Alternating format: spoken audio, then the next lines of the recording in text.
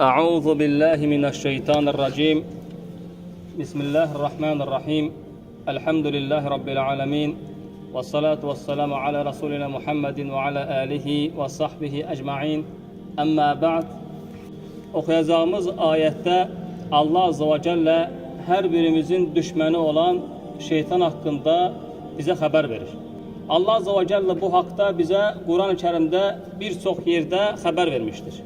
Mesela Allah Azze ve Celle buyurur ki: Estaizu billah, inne şeytane kâne lil insani aduven mubîne.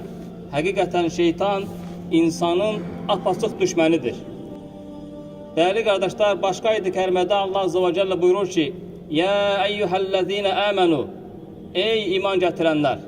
La tettebi'û hutuvâtiş şeytan. Şeytanın iziyle gitmeyin. Ve men yettebi' hutuvâtiş şeytan فَاِنَّهُ يَأْمُرُ بِالْفَحْشَاءِ وَالْمُنْكَرِ. Kim şeytanın iziyle giderse hakikaten şeytan pisliği ve murdarlığı emreder. Değerli kardeşler, şeytan kelimesi Arap dilinde şatana kelimesinden türemiştir.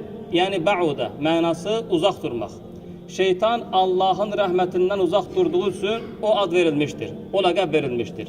Aslında şeytanın asıl adı iblistir. Şeytan ise onun lakabıdır. Değerli kardeşler, Allah Azze ve Celle bize İbrahim suresinde şeytanın hutbesinden haber verir. Təsəvvürə getirin, bu şeytan nəinki bu dünyada, hatta ahirette bile düşmənçiliyini sürdürür. Yani insan öldü bitti mi cehennemde bile cehennem ehline hitap edecek. Bakın İbrahim suresinde Allah Azze ve Celle 22. ayetinde buyurur ki: وَقَالَ الشَّيْطَانُ لَمَّا قُدِيَ الْأَمْرِ.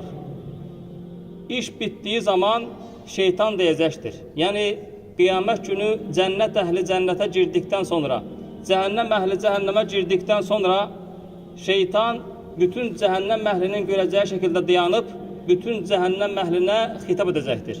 Allah Azze ve Celle buyurur ki: وَقَالَ الشَّيْطَانُ لَمَّا قُدِيَ الْأَمْرِ. Elə ki hüküm bittiği zaman, iş bittiği zaman şeytan diyecek ki: اِنَّ اللّٰهَ وَعَدَكُمْ وَعْدَ الْحَقِّ وَوَعَدْتُكُمْ فَأَخْلَفْتُكُمْ. Hakikaten Allah size hak vaat etti. Ben de size vaat ettim. Deməli şeytan değerli kardeş diyecek ki, hakikaten Allah hak vaat etti. Ben de size vaat ettim.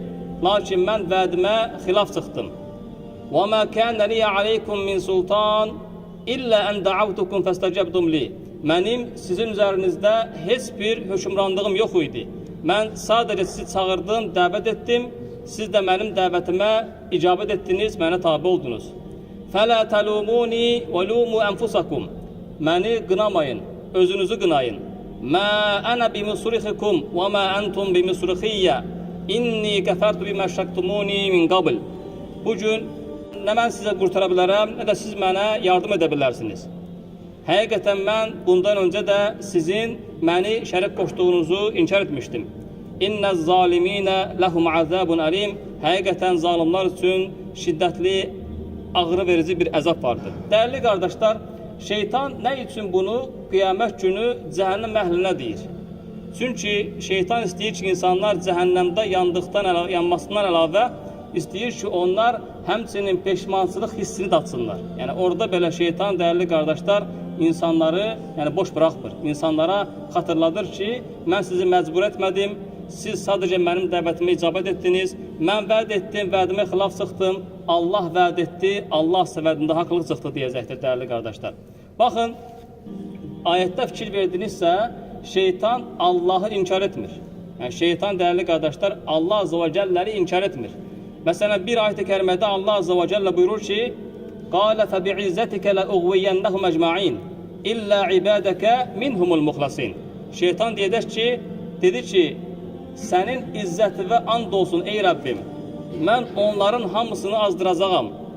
İlla ibadaka minhumul muhlasin, sadece senin ihlaslı kullarından başka. Bakın bu ayet-i kerimede Sad suresinde Allah Azze ve Celle bize haber verir ki şeytan Allah'ın izzetine and isir.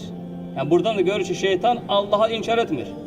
Veyahut da İmam Ahmed'in Hasan isnadla rivayet hadiste ise Resulullah sallallahu aleyhi ve sellem buyurur ki: قال إبليس يا ربي وعزتك لا أبرح أغوي لا أبرح أغوي عبادك ما دامت أرواحهم في أجسادهم. فقال الله تعالى وعزتي وجلالي لا أزال أغفر لهم ما استغفروني.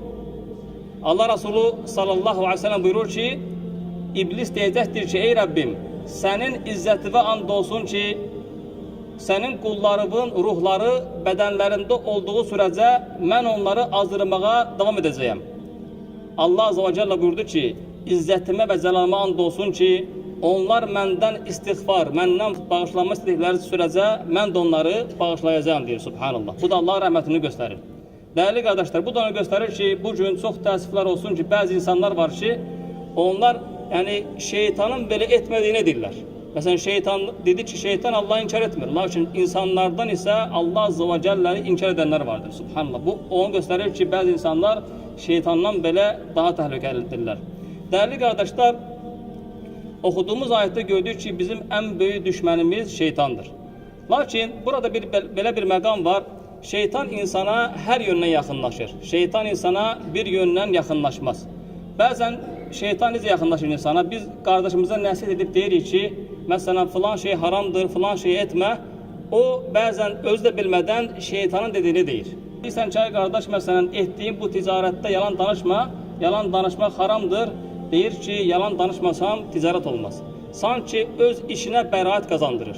Veyahut da bir insana deyirsən ki, kardeş mesela evladın evlendirdiğin zaman onun toy məclisində içki verme, haramı bulaştırma ora deyirsən, deyir ki, bir evladım var, neyniyim axı? Yani sanki özüne bəraət kazandırır. Deseydi ki, Allah Azze ve Celle affetsin beni, günah ettim, o başka mesele. Lakin insanlar ise değerli kardeşler, yani ettiği günahlara bazen şeytan kimi muamele edirlər ve şeytan kimi cevap verip deyirlər ki, sanki özlerine bəraət kazandırırlar, subhanallah.